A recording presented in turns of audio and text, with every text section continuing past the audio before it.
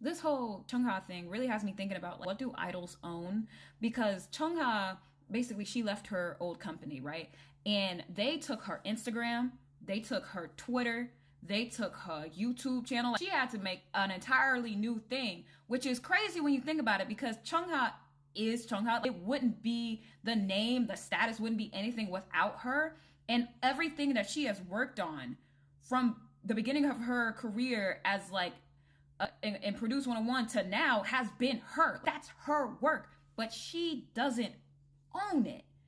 And like, what else would she be if not Chungha? You know what I mean? And then I know there are people who be like, oh, well, your idols like Uzi, and Uzi does all of the writing and stuff like that, does the producing, and that's great for him. Like, you know, he owns his stuff. But then there are idols like Kevin from The Boys, who basically had to send subliminal messages to the fans for the fans to then go to the company and be like, hey, put his name on the stuff that he made.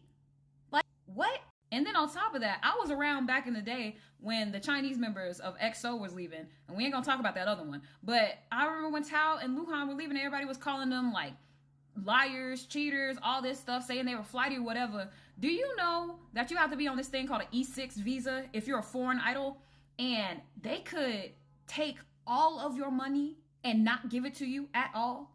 At least, I know it's at least 90%, but I'm almost 100% sure it could be all of the money that you made. Your company could just keep, and they don't have to pay you.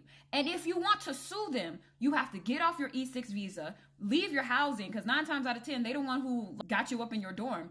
You have to get on another visa. You can't make any money in Korea. You have to either work on the assets that you already have or have your family send you money back just so you can sue for the money you made, the money you earned. And people think, oh, you already was getting treated horribly too because you're a foreigner. Y'all, unions was something they needed back in like 2013, right? Unions was an option back then.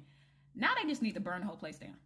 Not to pick on your comment in particular, because there have been other comments that kind of fall into the same vein, but just because it's been happening for years, or it's considered normal in Korea, or even it's not even just K-pop, it's in other industries as well, doesn't mean we have to just sit here and be like, oh, you know, it is what it is. Like, that's just the type of stuff you got to deal with. One, because we know it's predatory. Like we talk about how with college loans, how there are like 17, 18-year-olds taking out $20,000 loans, not having like the cognizance of like what that actually means. You could say the same thing for these idols who are signing these artist contracts, not knowing that they're signing over their entire lives over to these people. Because 100%, like, even in that other video when I said unions aren't enough, we have to reconstruct the entire system, because I'm 100% sure Chungha's company threatened her with, we own everything. If you leave us, we're going to take everything that you own. That's why they even took her dog's Instagram, because they had to hold that over her. And the fact that she even left to make a whole completely different company, make a whole different name, will let you know how insidious that relationship is. It's not just a regular, oh, well, employee, da-da-da. Like, this is late stage capitalism, for real. And I'm not even just bringing it up. Idols have been bringing this up forever. If you watch Sully's interview that just came out on Netflix, she said it too. And it's not just a K-pop thing. Like, it is, there's a reason we're seeing all these worker strikes. There's a reason we're seeing all these unions being created. Like, it's all just workings of late stage capitalism. I'm gonna just say this, over the next 10 years, K-pop is going to have a complete revolution. It's inevitable, because it's not gonna be just K-pop, it's going to be the world, because everybody is waking up to the fact that, hey, we actually don't have to let them do this to us. We don't actually have to just get stepped on and just accept it because, you know, they pissed on our head and called it rain. We know it's pissed. So, like, I understand when it comes to intellectual property with, like, the iPhone. Like, if you make the iPhone under Apple, then it's Apple's product. You can't take it with you, which still kind of gives me the ick. But it doesn't give me the same type of highs when it comes to K-pop or any artistic industry, because it's like the iPhone at the end of the day is a thing. Like, it's something that can be reproduced quite easily multiple times.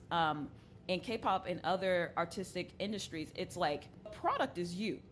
You're the product. So when it comes to even replicating it, it can't be replicated because it's literally your human body. So how do you reconcile with the fact that you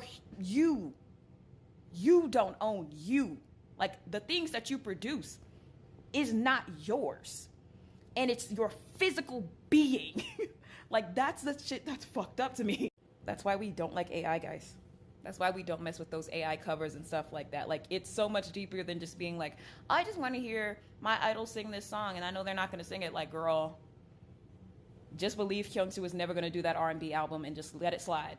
I think that's an interesting point to discuss. Like, we understand that any K-pop idol, any K-pop group obviously has a massive team behind them. Like, that's one of the like main critiques of K-pop, I guess, is that it's so manufactured. You understand that it's not just this quote organic type of group that's coming towards you. This has been an image that has been made up by a group of people. The team, of course, is deserving of fair compensation, and we also know that it's also a thing in the industry right now, that songwriters, artists, stylists, and stuff like that aren't actually getting paid for their work. So that's also an issue, right? But when it comes into what owning her body, they don't own her physical body.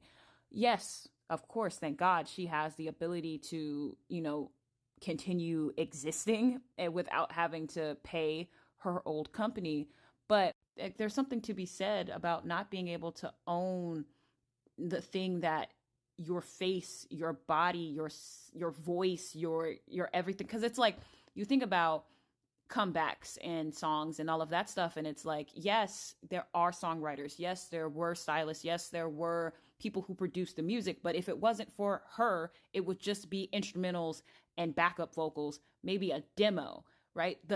It's her. Or thinking about what these idols had to go through when they were trainees, even, or just to continue to be an idol, like having to dye it to fit a certain standard, or not being able to even dye your hair a certain color because your company kind of owns that. Like, you own your body, but you don't own your body. And I don't want this to come off as like I'm just saying, oh, she was just like this innocent bystander and her company just like pulled her into this and she had no idea and this isn't something that she wanted, in the sense of like being an idol. Like, I don't want it to come off like that. But I also think you need to think about like the fact that trainees are normally children, elementary schoolers, middle schoolers, stuff like that, being brought in, and these companies knowing that this is something that people want. Like, this is a dream. People would love to be like entertainers and stuff like that. And they can use that to their advantage to say, hey, listen, we can get you to where you want to be. If you want to have this dream, then we can get you to this where this dream is. You just have to work hard. You just have to push your body to the extreme limits that you didn't even know your body could go to, so you can continue doing this job. You can do this work. You can do this dream. Like, that's the only way you're going to be able to achieve. You put your blood, your sweat, your tears, your literal body into doing this, only to find out later it's not yours. That pain, that stuff, it's not yours. And you can't make anything from it. They own it.